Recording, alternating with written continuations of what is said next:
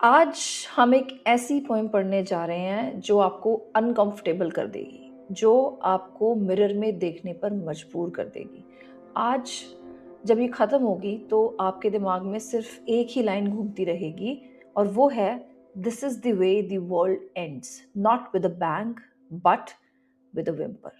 Hi, this is Dr. Shweta, and here I am with yet another insightful critical appreciation of the poem The Hollow Men, composed by T.S. Eliot, the much celebrated modernist poet.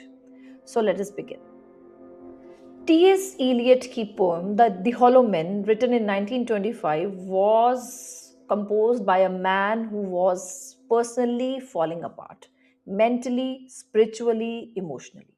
और उसने अपनी गिरी हुई दुनिया को एक poem में डाल दिया जो आज भी 100 इयर्स के बाद भी बिल्कुल फ्रेश लगती है, क्योंकि हम सब थोड़े थोड़े हॉलो हैं अंदर से।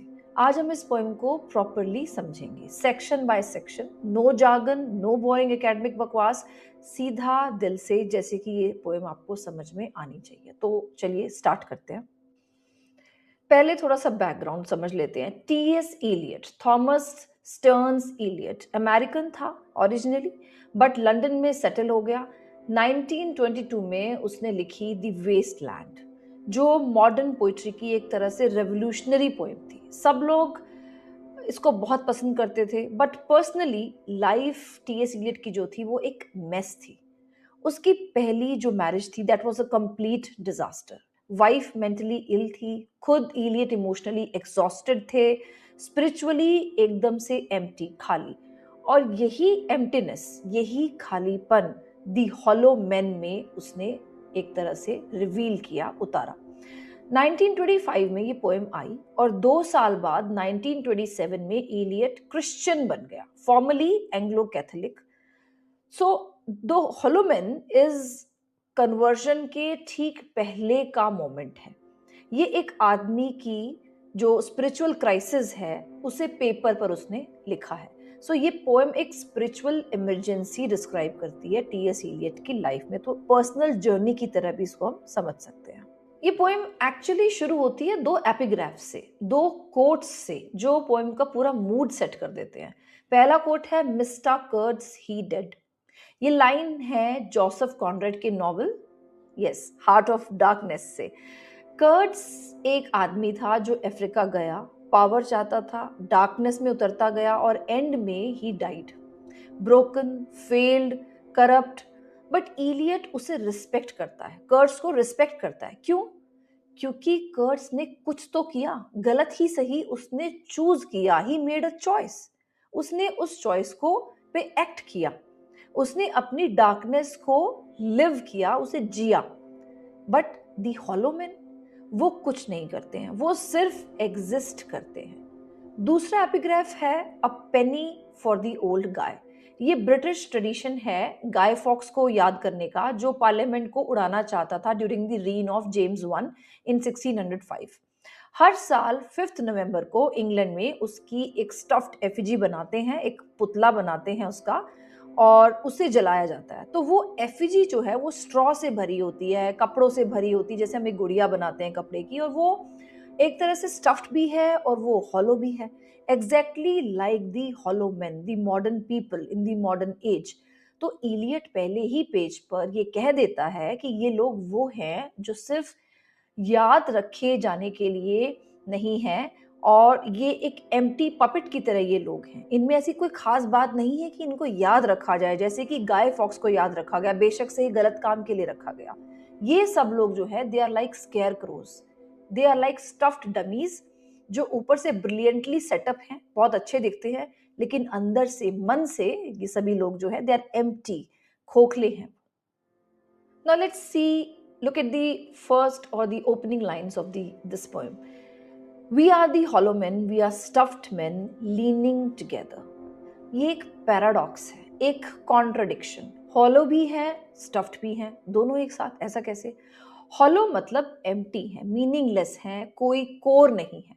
स्टफ्ड मतलब सॉ डस्ट से, या जैसे जिसे भूसा कह देते हैं, उससे भरे हुए हैं, खाली मैटर से भरे हुए हैं। वो फुल हैं but they are full of nothing. फिर इलियट लिखता है, shape without form, shade without colour, paralysed force, gesture without motion. ये लाइंस मुझे बहुत अफेक्ट करती हैं पर्सनली। पैरालाइज्ड फोर्स का जो मेटाफर इलियट ने लिया है, फोर्स है यानी कि पैरालाइज्ड है, लेकिन एनर्जी है बट पैरालाइज्ड है, उसमें कोई एक्शन नहीं है, कोई हरकत नहीं है, मूव नहीं कर सकती। ये मॉडर्न एंजाइटी का परफेक्ट डिस्क्रिप्शन है, राइट? हम चाहते बहुत कुछ हैं, करते कुछ नहीं है या कुछ कर नहीं पाते हैं। और फिर इलियट एक इंपॉर्टेंट डिस्टिंक्शन करता है। वो कहता है the hollow men are different from those who have crossed with direct eyes to the other kingdom. वो लोग जिन्हें वो रियल डेड कहता है, वो लोग एक्चुअली कुछ करके गए, जैसे गाय फॉक्स, राइट? एक्चुअली वो लोग जिए, actually they chose, but the hollow man वो बीच में है, ना पूरी तरह से जिंदा है ना पूरी तरह से डेड है। सो एक वेटिंग रूम में दे आर स्ट्रैप्ड, वो फंसे हुए हैं। सो डांटे की जो डिवाइन कॉमेडी है उसको याद करो एक बार आप। इन्फर्नो में डांटे ने एक जगह उसने बताई है जिसको वो कहता है लिम्बो। लिम्बो यानी कि वो जगह, वो लोग जो ना हेवन के लायक हैं ना हेल के लायक है, वो उस जगह में, उस लिम्बो में फंस जाते हैं। यानी कि ना पनिशमेंट उनके लिए बनी है ना उन्हें पीस मिलती है, जस्ट सस्पेंडेड है, यानी कि बीच में लटके हुए हैं। सो ये जो हॉलो मैन है, they are exactly in that limbo and they are living in this modern world which itself is a limbo. अब आ जाते हैं सेक्शन 2 पे। सेक्शन 2 में इलियट एक चीज इंट्रोड्यूस करता है, eyes. Eyes I dare not meet in dreams. ये आंखें कौन सी हैं? किन आंखों की बात करता है इलियट यहाँ? बहुत सारी पॉसिबिलिटीज हैं यहाँ पर। हो सकता है गॉड की आंखें हो सकती हैं ये, जो जज करती हैं हमें, या उन लोगों की आंखें हैं जिन्होंने पूरी तरह से जीना चूज किया, या may be some critics they say that Beatrice की आंखें हैं जो डांटे की गाइड की या जो डिवाइन लव का सिंबल है उसकी आंखें भी हो सकती हैं। पॉइंट ये है दैट द हॉलो मैन इनसे मिलना नहीं चाहते। They avoid direct encounter with the people who have actually lived their life, because through their eyes they see their lack of desire living, their failures. Direct gaze direct truth reveal करती है। वो क्या करते हैं instead? In this valley of dying stars we wear deliberate disguises, rat's coat, crow's skin, crossed staves। यानी कि वो लोग instead of looking into those eyes, वो स्केयर क्रोज बन जाते हैं, लिटरली स्ट्रॉ फील्ड डमीज जो एक फील्ड में खड़े हैं रियल एनकाउंटर से बचने के लिए, यानी कि एक्शन नहीं करना चाहते, स्टेप नहीं लेना चाहते। सो ये कंसेप्ट है जो फिलोसोफर्स एग्जिस्टेंशियलिज्म में यूज करते हैं। बैड फेथ इसको बोला जाता है। सार्टर ने इसके बारे में लिखा है, बैड फेथ मतलब डेलिबरेटली अपनी रियल सेल्फ को हाइड करना, प्रिटेंड करना कि तुम फ्री नहीं हो, कोई मास्क पहन लेना, ऑथेंटिक होने से बचना। The hollow men are the ultimate bad faith actors. वो रियल होने से इतना डरते हैं कि वो परमानेंटली डिस्गाइज में रहना चाहते हैं, even in their own dreams. Section 3 और 4 में जो पोएम है वो एक ड्रीम लाइक सररियल लैंडस्केप में चली जाती है। Here we go round the prickly pear at 5 o'clock in the morning. Look at these lines.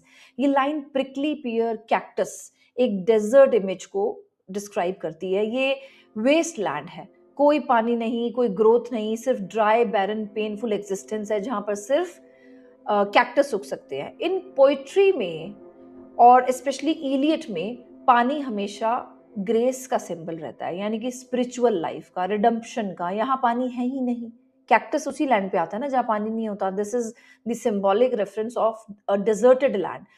अब सेक्शन 4 में वो लिखता है, टी.एस. एलियट जो बोलता है वो ये लिखता है कि the eyes are not here, there are no eyes here. अब वो आंखें जो डिवाइन कनेक्शन का सिंबल थी, जो आपकी तरफ देख रही थी, looking through to you, they are completely absent here। वो नहीं है वो आंखें यहाँ पर। ये पोएम का मोस्ट डेजोलेट मोमेंट है। हॉलो मैन एक वैली ऑफ डाइंग स्टार्स में है, एक broken jaw of our lost kingdoms में है। इमेजेस ऑफ कोलैप्स इसमें दिखाई गई हैं, इमेजेस ऑफ डिके इसमें दिखाई गई हैं, अबेंडन्ड प्लेसेस इसमें एक तरह से डिस्क्राइब किए गए हैं। और एक रिवर है जो शायद स्टाइक्स रिवर है, एक ग्रीक माइथोलॉजी की रिवर है जो लिविंग और डेड के बीच की रिवर होती है, यानी कि after it is believed in the Greek mythology that after death if you want to cross this kingdom to the next kingdom you have to cross this river Styx. But the hollow men they cross do not want to cross this river, वो cross कर ही नहीं सकते हैं, वो cross नहीं करते, बस किनारे पर आके खड़े हो जाते हैं forever. Why? Because crossing the river means again taking an action, and the hollow men or the modern men they are actually incapable of taking any kind of action. सो अगर आप कभी ऐसी फीलिंग्स को महसूस करते हो कि आप कुछ करना तो चाहते हो बट मूव नहीं कर पा रहे, कि आप एक एज पर खड़े हो बट जंप नहीं कर पा रहे या वो स्टेप नहीं ले पा रहे, तो आप दी हॉलो मैन को समझ सकते हो. इलियट इस फीलिंग को यूनिवर्सली ह्यूमन बना देता है थ्रू हिज पोएट्री. अब आ जाते हैं सेक्शन 5 पर. ये पोएम का मोस्ट जीनियस पार्ट है और सबसे डिस्टर्बिंग भी है. इलियट करता क्या है यहाँ पे, वो लॉर्ड्स प्रेयर को, यानी कि गॉड की जो प्रेयर है उसको एक सेक्रेड, एक कंप्लीट प्रेयर है, उसको एक चिल्ड्रंस नर्सरी राइम के साथ इंटरकट कर देता है. यानी कि एक रिलीजियस पोम, एक हिम, और उसे एक नर्सरी राइम के साथ कनेक्ट करके एक डिफरेंट सी चीज़ आपको डिस्क्राइब करता है. और नर्सरी राइम उसका ये है, here we go round the mulberry bush. ये आप लोगों ने सुना भी होगा, ये बच्चों का एक राइम है जो बहुत टीवी पर आता है, छोटे बच्चे इसको बहुत देखते हैं, here we go round the mulberry bush. But Eliot इसको प्रिकली पेयर से रिप्लेस कर देता है जो कि कैक्टस है, यानी कि वो एक ऐसी इमेज है जो पेनफुल है, बैरननेस की तरफ इशारा करती है. और वो उस प्रेयर को एक प्रेयर के साथ इसको मिक्स करके क्या बनाता है, फॉर दाइन इज द किंगडम, यानी कि एक nursery rhyme, Here we go around the mulberry bush and a prayer for thine is the kingdom. इनको मिक्स करके वो ब्लेंड से एक नई चीज बनाता है, बट वो कंप्लीट नहीं होती, वो बीच में ब्रेक हो जाती है. For thine is life is for thine is the. अब आप देख रहे हैं कि दिस इज इनकम्प्लीट, ये इनकम्प्लीट प्रेयर है, ये सब कुछ है, यानी कि ये जो इनकम्प्लीटनेस है ये हॉलो मैन की भी इनकम्प्लीट लाइफ या इन एक्शन जो उनका ability to not to act, उसकी तरफ इशारा करती है ये अधूरी poem. The hollow man God तक पहुंचना चाहते हैं, वो प्रे करना चाहते हैं बट वो कर नहीं सकते. लैंग्वेज ब्रेक हो जाती है, और लैंग्वेज ब्रेक मतलब मीनिंग ब्रेक हो जाना, डिसइंटीग्रेट हो जाना, सेंटेंस कंप्लीट नहीं होता है. और ये चीज़ें डेलिबरेटली इलियट ने अपनी पोएट्री में डाली है जस्ट टू शो दैट जैसे कि सेंटेंस या कोई प्रेयर पूरी नहीं हो पाती, ऐसी हॉलो मैन की जो डिजायर है कुछ कर जाने की, वो कभी भी पूरी नहीं हो पाती, because they do not want to act. वो सेक्रेड और मीनिंगलेस के बीच फंसे हुए हैं, क्योंकि राइम जो है वो मीनिंगलेस हो गया है प्रिकली पियर से, और जो पोइट्री जो हिम है, जो प्रेयर है, वो सेक्रेड है बट वो उसका कोई बेनिफिट नहीं हो रहा है. सो एग्जैक्टली जैसे वो लाइफ और डेथ के बीच, एक्शन और इन एक्शन के बीच फंसे हुए हों, ऐसी फीलिंग इस स्टेंजा को पढ़ के आती है. इलियट ये जो इमोशन है इसी को डिस्क्राइब करना चाहता है इस सेक्शन. और फिर आता है वो स्टेंजा जो पर्सनली मुझे सबसे ज्यादा हिट करता है. Between the idea and the reality, between the emotion and the act falls the shadow. अब ये शेडो क्या है, ये जो शेडो की बात की है इससे क्या रेफरेंस है, इलियट क्या कहना चाहता है. Shadow with capital S. क्या है ये शेडो? ये वो चीज है जो तुम्हारे इंटेंशन और तुम्हारे एक्शन के बीच आके खड़ी हो जाती है, यानी कि you have full intention of doing something but you are unable to act. तो कोई तो चीज है जो आपको रोक रही है, और वो जो चीज आपको रोकती है, that thing which stops you from taking any action, that is what Eliot calls the shadow. ये गैप, ये पैरालिसिस है जिसको वो शेडो का नाम देता है, ये डाउट है, ये फियर है. इलियट इस शेडो को हर जगह दिखाता है. जैसे कि वो बोलता है आइडिया से रियलिटी तक जाने के लिए भी एक शेडो बीच में आ जाती है, मोशन से एक्शन से शेडो बीच में आती है, conception and the final creation of that idea that you have conceived, उसे कौन स्टॉप करता है? This shadow. The desire and response, a shadow comes between them. Potency and the very existence, what comes between them? Yes, a shadow. यहाँ पे आपको थोड़ी थोड़ी reference किसकी दिख रही है? Do you remember Hamlet, Shakespeare का प्ले? हेमलेट कैसा करेक्टर है? हेमलेट एक ऐसा करेक्टर है जो डिसाइड नहीं कर पाता टू बी और नॉट टू बी. ये बहुत फेमस कोट है ना, राइट? शेक्सपियर के प्ले हेमलेट से। हेमलेट इनडिसाइसिव है, वही इनडिसाइसिवनेस इलियट ने यहाँ पर हमें दिखाई है। ये वो कैरेक्टर है जो सब कुछ जानता है, सब कुछ फील करता है, बट एक्ट नहीं कर सकता, हेमलेट, राइट? तो ही सेज टू बी और नॉट टू बी। सो वही सेम पैरालिसिस जो हेमलेट के साथ है, वही मॉडर्न मैन के साथ है, जो हॉलो हो चुके हैं। एंड ऑनेस्टली ये हम सबके साथ होता है। हम सबके पास वो शेडो है, वो प्रोजेक्ट जो शुरू नहीं किया, वो आइडिया जो हमने कंसीव तो किया बट हमने उसको कभी उसको प्रैक्टिकली हमने कभी इम्प्लीमेंट नहीं किया, वो कॉन्वर्सेशन जो सोचते रहे हम दिमाग में but we never actually made that conversation to the person we actually wanted to talk to. So वो चॉइस जो हमने सोची बट ली नहीं, वो लीप जो हमने फील किया कि हम कर सकते हैं बट हमने नहीं लिया।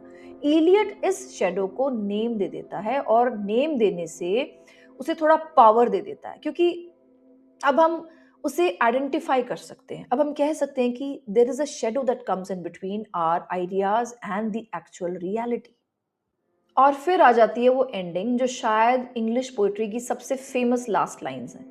This is the way the world ends, this is the way the world ends, this is the way the world ends, not with a bang but with a whimper. Repetition notice करो। Elliot ये line 3 बार कहता है। क्यों? क्योंकि the hollow man ही ऐसे होते हैं, वो लूप में है, यानी कि ये लूप को डिस्क्राइब करता है 3 बार, यानी कि एक लूप बन जा रहा है, राइट?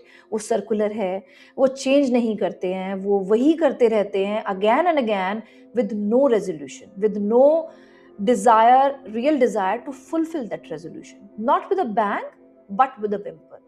बैंग क्या है? It's a dramatic thing, explosive है, एक इम्पैक्ट क्रिएट करती है, मीनिंगफुल है, इवन डिस्ट्रक्शन में भी एक तरह का सिग्निफिकेंस होता है। बट विम्पर क्या है? Whimper is nothing, it's tragic. वो जस्ट एक ट्रेलिंग ऑफ है, फेडिंग अवे है, मर्मरिंग है, सॉफ्ट वॉइस है which gets lost into nothingness and nobody even hears you when you whimper. But when it is a bang, a loud noise, everybody pays attention. So that means the modern man's life itself is not being lived royally like a bang, but it is nothing but just a whimper. और ये सिर्फ world की death नहीं है, ये एक civilisation की death है, एक पर्सन की डेथ है, एक आइडिया की डेथ है। इलियट कह रहा है the most dangerous way to die is not catastrophically, the most dangerous way to die is slowly, quietly, without anyone noticing it, including yourself. So that is the most dangerous way to die. But if you really want to die heroically, you must create a bang, you must create a sound and impact. Otherwise, your life is nothing but just a whimper. So, the Hollow Man आज के लिए क्या कहती है?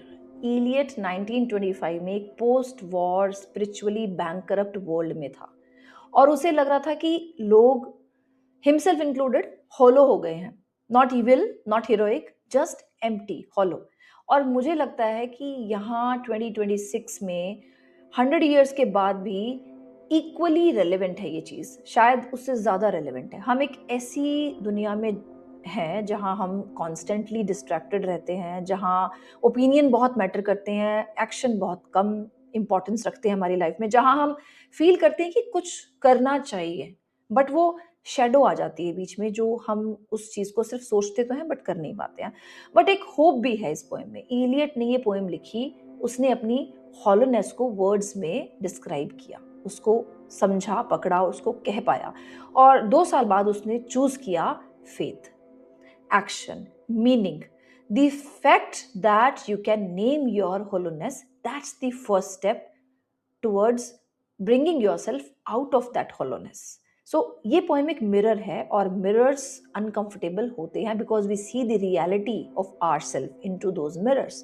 पर एक बार देख लिया तो आप चूज कर सकते हो बैंग और whimper, what you want for your life.